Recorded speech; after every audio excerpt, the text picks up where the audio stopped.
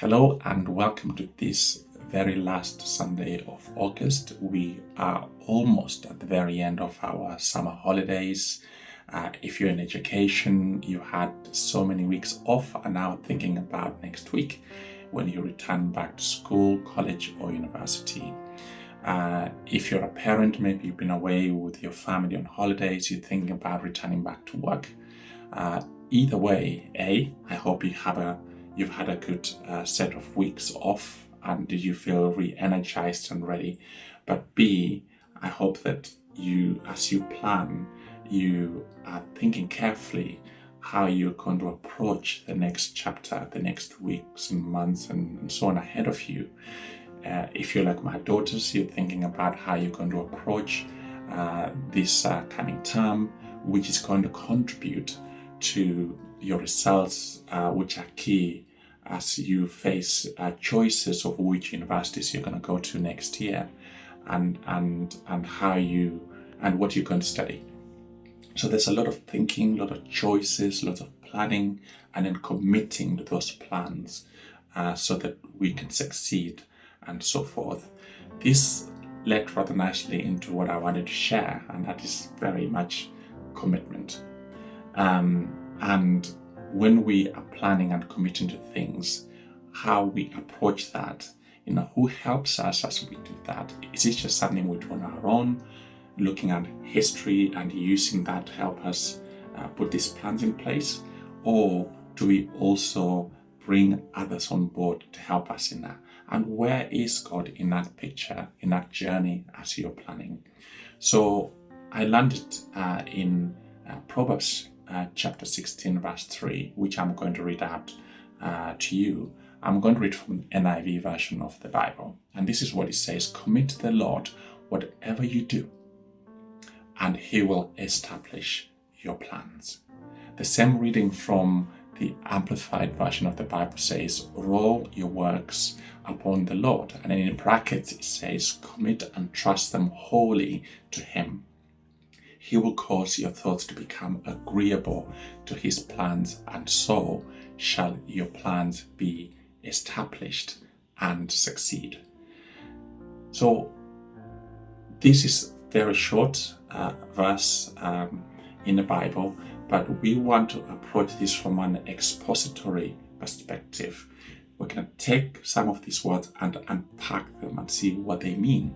What do they actually mean by the word commitment or commit? What does that look like? So let's take the first word, commit.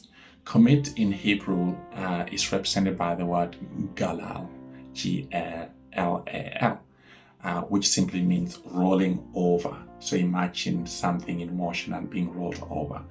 And then in Greek is paradidomi, which simply means handing over or entrusting into someone else's hands or care, or deliver to someone else.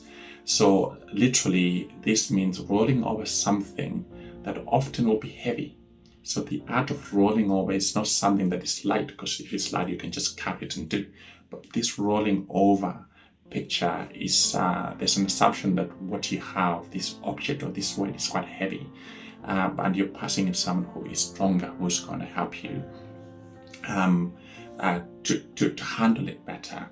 From a spiritual perspective, it simply means handing our lives and our choices, our problems, our decisions over to God, because God is able to handle that weight. Imagine the weight on your shoulders that's just pushing you down. Decisions and choices and commitments are not something that is light. So we need assistance to be able to deal with them. So we're handing over to God to help us in our process of making those choices, and in the strength we need to be able to commit to those things. It can also mean being able to transfer or surrendering something.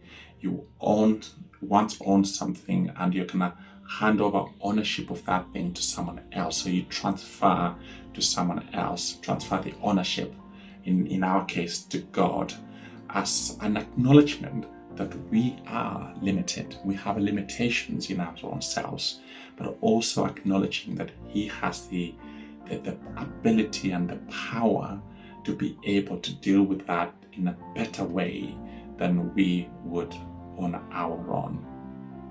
And then the second part, it says, whatever you do. So commit to the Lord whatever you do. What does whatever you do mean? Whatever you do simply is referring to everything that we stand for, that we do, every aspect of our lives.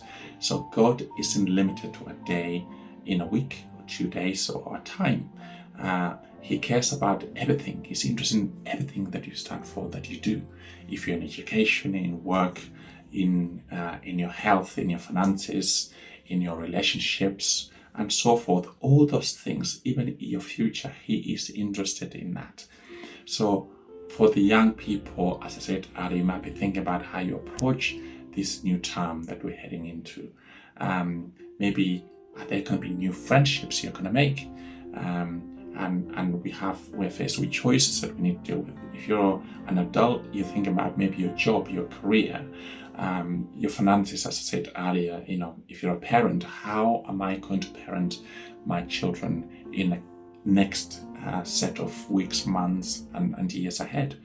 All those are things we have to talk about, consider, and make decisions over, and then commit to how we're going to approach them. And also, there is something around legacy, as we move through life. What are we leaving behind us for those people who come after us? What are they going to inherit? What are they going to say about you and what you did that has left a good legacy behind? So there's a lot of inclusiveness here. This is not an exclusive thing, but there's a much wider picture we need to be thinking about as we approach decisions and choices and commitments. So true commitment is about alignment to God. It is not saying, God, please bless me and bless my plan and give me this, but instead it is about saying, God, I want you to show me or to help me to understand what my plan should be. I have some ideas, but you will have a better understanding of what that should be like and how I can translate that into reality. Whether you're young or old, we all need God's guidance. We need His wisdom, His understanding, His understanding of the future that we do not have. So then it moves into the third part. Remember, again, our verse, commit to the Lord whatever you do. And then the last part, He will establish your plans. So what does that look like? Well, first, God makes our path steady. He is a God of stability. There's a lot of change that we go through in life. And some of those changes will push us and make us unstable. Will challenge us because we're limited. We have weaknesses. We're not superhumans. We're not God. There'll be stress in your school, in your work. There'll be pressures that you're going to face, challenges that you maybe haven't come across before. You'll have health struggles. You have financial challenges. We all face these things day in, day out. It doesn't mean we are bad, we've done anything wrong, but we have limitations. But we need to learn to be able to take these things and say, Lord, on my own, I can't, so I need your help. So we roll those things over to Him to help us as we navigate life going forward. God brings that stability from that to a firm footing and stability that we need to move forward. Every stage of our life, He is there and He is holding us so we don't fall or struggle with instability. And then 2, His engagement, His involvement means there's a lasting set of plans which will be fruitful. They're not going to be temporary and they just die away, but they'll be fruitful. Human plans can collapse. Some things will work, others won't because we're limited. But His ones are strong and lasting. Those who trust God build character, stability, and a faith-filled legacy. We talked about what you leave behind.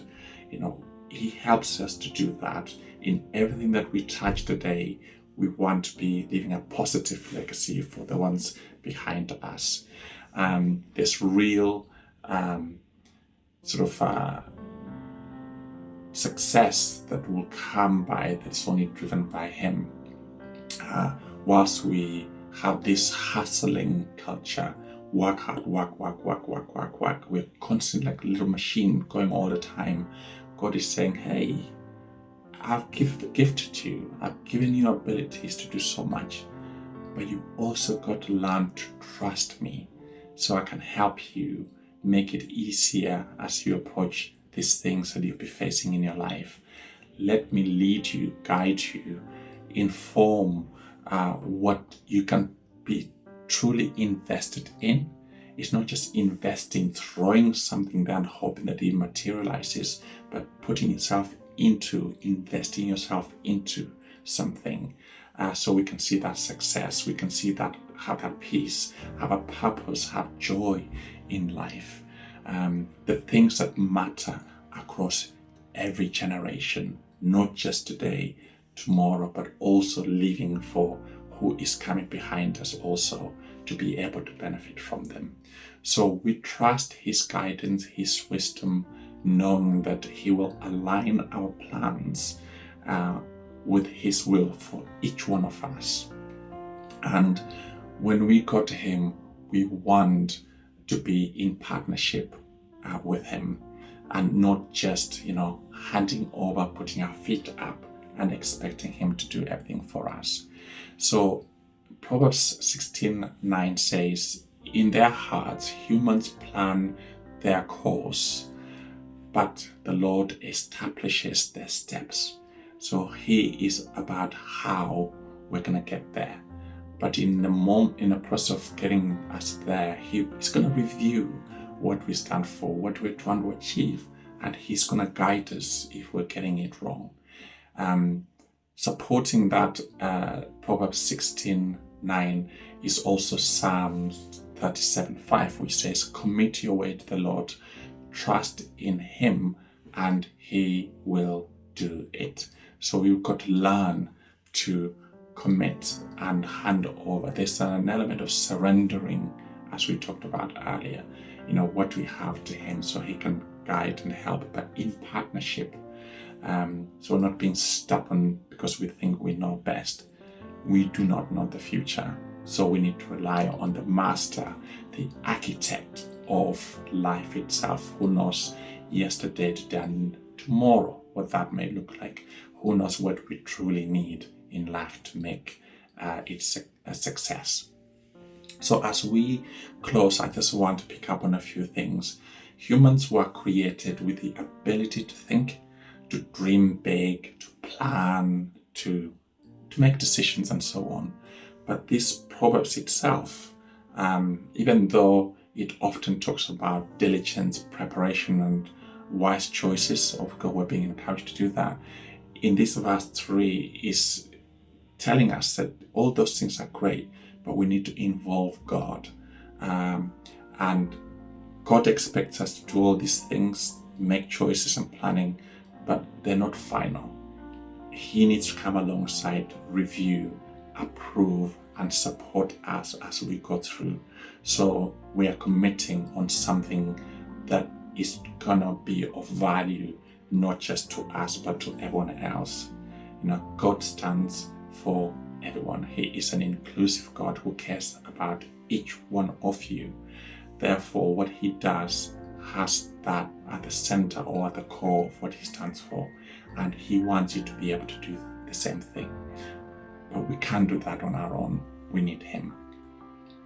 The verse doesn't say we should stop planning or not plan at all, but it tells us how to plan.